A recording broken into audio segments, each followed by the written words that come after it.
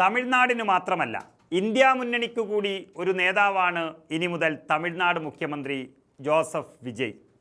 സ്റ്റാലിൻ പോയാലും ഒരു കുറവും ഇന്ത്യ മുന്നണിക്ക് വരാനില്ല എന്നർത്ഥം. തമിഴ്നാട്ടിലെ നിയമസഭാ തെരഞ്ഞെടുപ്പിൽ നടൻ വിജയ് നേടിയത് അങ്ങനെ രാജ്യത്തെ തന്നെ ഞെട്ടിച്ച ഒരു വിജയമാണ്.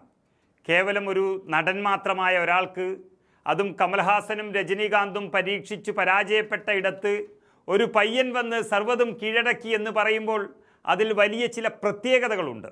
അങ്ങനെ തമിഴകം കീഴടക്കിയ വിജയുടെ ഏറ്റവും വിശ്വസ്തരായി ഇപ്പോൾ കോൺഗ്രസും മാറിയിരിക്കുകയാണ്. TVK എന്ന പുതിയ പാർട്ടിയുടെ മുൻപിൽ കോൺഗ്രസും BJPയും ഒരുപോലെ അല്ലേ എന്ന് ചോദിക്കുന്നവർ ഉണ്ടായിരുന്നു. എങ്കിലും അങ്ങനെയല്ല സംഭവം. BJP എന്നും ഈ വിജയുടെ പാർട്ടിയായ TVKയെ ഒരു മുതലെടുപ്പിന് ഉപയോഗിക്കാമെന്ന് കരുതിയവരാണ്. വിജയുടെ വോട്ടിൽ BJPക്ക് തമിഴ്നാട്ടിൽ അധികാരത്തിൽ വരാമെന്ന് വരെ BJP കരുതിയിരുന്നു. എന്നാൽ കോൺഗ്രസ് എന്നും വിജയിയെയും അവരുടെ പാർട്ടിയെയും ബഹുമാനിച്ചവരാണ്. മാത്രമല്ല ആദ്യം മുതൽ തന്നെ വിജയ് കോൺഗ്രസുമായി ഒരു ആത്മബന്ധം പുലർത്തിയ വ്യക്തി കൂടിയായിരുന്നു. 75 സീറ്റുകളോളം തരാം ഞങ്ങളുടെ കൂടെ വന്നാൽ എന്ന് വരെ വിജയ് ആദ്യം കോൺഗ്രസിനോട് ആവശ്യപ്പെട്ടതുമാണ്. കഴിഞ്ഞ ദിവസം സ്റ്റാലിൻ പറയുന്നത് കേട്ടു. കോൺഗ്രസ് ഒരു നന്ദി പറയാൻ പോലും വന്നില്ല എന്നായിരുന്നു സ്റ്റാലിൻ്റെ ഒരു വൈകാരിക കുറിപ്പ് നമ്മൾ കണ്ടത്. ശരിക്കും പറഞ്ഞാൽ ഈ തെരഞ്ഞെടുപ്പ് വരെ DMKയുടെ കൂടെ നിന്ന കോൺഗ്രസിനോടാണ് സ്റ്റാലിൻ യഥാർത്ഥത്തിൽ നന്ദി പറയേണ്ടത് എന്ന് വിശ്വസിക്കുന്ന ഒരാളാണ് ഞാൻ. കാരണം ഒട്ടനവധിയാണ്. 75 നിയമസഭാ സീറ്റ് തരാമെന്ന് പറഞ്ഞ് ഇതേ വിജയ് TVK മുന്നണിയിലേക്ക് ക്ഷണിച്ചപ്പോൾ ഞങ്ങൾ DMKയോടൊപ്പമാണ് എന്ന് പറഞ്ഞിട്ട് ഇത്രയും അപമാനം സഹിച്ച് കൂടെ നിന്നിട്ടും DMK കോൺഗ്രസിന് നൽകിയത് വെറും 25 സീറ്റുകൾ മാത്രമായിരുന്നു.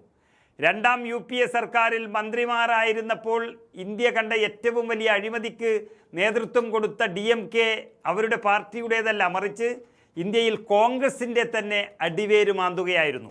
മൻമോഹൻ സിംഗ് സർക്കാർ കൂപ്പുകുത്തിയതും കോൺഗ്രസ് വെറും 50 സീറ്റിലേക്ക് തകർന്നു വീണതും DMKയുടെ അഴിമതിയായ 2G സ്പെക്ട്രം അഴിമതി കാരണമായിരുന്നു. 2021 തങ്ങൾക്ക് കിട്ടിയ 24 സീറ്റിൽ 18 MLAമാരെ ജയിപ്പിച്ചു വന്നിട്ടും പേരിന് പോലും ഒരു മന്ത്രിസ്ഥാനമോ ഒരു ബോർഡ് ചെയർമാൻ സ്ഥാനം പോലും കൊടുക്കാതെ കോൺഗ്രസിന് വേണമെങ്കിൽ ഈ മുന്നണിയിൽ നിന്നാൽ കൊള്ളാം എന്ന അഹങ്കാരം കാണിച്ചവരാണ് DMKയും MK സ്റ്റാലിനും. ലോകസഭയിൽ DMKയെ ആശ്രയിക്കുന്നു എന്നതിൻ്റെ ഒറ്റ പേരിൽ ഒരു സ്ഥാനവും നൽകാതെ ജനങ്ങൾ ജയിപ്പിച്ച MP സ്ഥാനവും MLA സ്ഥാനവും മതി ഈ കോൺഗ്രസ്സിന് എന്ന് ചിന്തിച്ച നേതാവായിരുന്നു യഥാർത്ഥത്തിൽ MK സ്റ്റാലിൻ.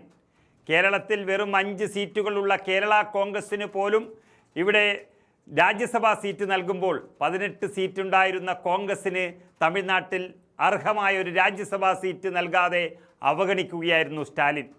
എന്നാൽ നന്ദിയില്ലാത്തവൻ ആരാണെന്നും തോൽവിയുടെ കാരണം എന്താണെന്നും നന്നായി മനസ്സിലാക്കി തന്നെയാണ് ഇപ്പോൾ കോൺഗ്രസ് ഏറ്റവും ഉചിതമായ സമയത്ത് ഏറ്റവും ഉചിതമായ തീരുമാനമെടുത്തിരിക്കുന്നത്. സ്റ്റാലിൻ ഒരു ഏകാധിപതിയാണ് എന്ന് തിരിച്ചറിഞ്ഞിട്ടും കോൺഗ്രസ് അവരുടെ കൂടെ നിന്നത് മറ്റൊന്നും കൊണ്ടല്ല, ഒറ്റ ലക്ഷ്യം ദേശീയ രാഷ്ട്രീയം തന്നെയാണ്. അവരുടെ കയ്യിലുള്ള ഏകദേശം 40ഓളം വരുന്ന ലോക്സഭാ സീറ്റുകൾ, അതിൽ തന്നെ 6ഓളം സീറ്റുകൾ കോൺഗ്രസിന് അവർ നൽകുന്നു. ശക്തമായ മോദി വിരോധം സ്റ്റാലിനെ BJPക്കെതിരായി നിൽക്കാൻ പ്രേരിപ്പിക്കുന്നതാണ്. അവർ ഇന്ത്യ മുന്നണിയുടെ കൂടെ നിൽക്കുന്നു എന്നുള്ളതും കോൺഗ്രസിനെ DMK ഒപ്പം ചേർക്കാൻ നിർബന്ധിതരാക്കി. ഇതുവരെ തമിഴ്നാട് എന്ന ഒറ്റ സംസ്ഥാനത്തെ അപ്രമാദിത്വമുണ്ടായിരുന്നു എന്നതിൻ്റെ പേരിൽ കോൺഗ്രസിനെ കാൽക്കീഴിൽ നിർത്താൻ നോക്കിയ DMKക്ക് കോൺഗ്രസ് നൽകിയത് നല്ല മറുപടി തന്നെയാണ്. ഇതോടെ തലകുനിച്ചേണ്ടി നിൽക്കേണ്ടുന്ന ഒരു ഗതികേട് കോൺഗ്രസിന് മാറിക്കിട്ടി. പണ്ട് AIADMKയുമായും കോൺഗ്രസ് ഇതുപോലെ തന്നെ സഖ്യം പുലർത്തിയിരുന്നു. അതും പിന്നീട് തകർന്നു പോയതാണ്. എന്നാൽ ഇപ്പോൾ കിട്ടിയ വിജയിയും അവരുടെ പാർട്ടി TVKയും കോൺഗ്രസിനെ വലിയ ബഹുമാനത്തോടെയും ആദരവോടും കൂടിയാണ് കാണുന്നത്.